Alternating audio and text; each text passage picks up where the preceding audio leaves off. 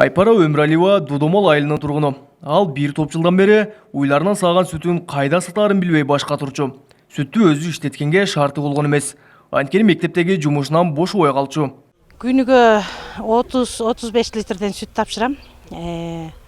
Бұл ачылғанға чейін өзім тартчымын, үйде іштетіп, мектепке жетіше албай бір топ қиыншылықтар болчу. Анан азыр эми сүтті бұяққа тапшырып қойып, ақчасын алып, анан жұмышыма кечикпей кете берем. Өмірәлиева сыяктуу айылдын бир топ эле жашоочулары сүтті ушул цехке алып келишет. Күн сайын орточо 700 литр сүт жыйналат. Аны кайра иштетүү үчүн бир нече адам жумуш менен да камсыз болгон. Түшкө чейин сүт тартабыз, түштөн кийин сүзмөлөр туздайбыз, андайын курутту жасайбыз.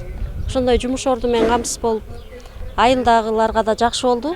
Элдин түйшүгүн бир аз да болсо жеңилдеткен чакан цехти Гүлбарчын Исмаилова ишке киргизген. Учурда сүттүн литрин 25 сомдон сатып алып, аны кайра иштетип, өндүрүлгөн курут майларын жергиликтүү базарга сатка чыгарышат. Былтыртан баштаганда кичинекей эле бир комнатанын ичинде эле иштеген, быйыл кичине чоңойтуп, бир аз бир эле машина менен иштеген, быйыл экини кылдым.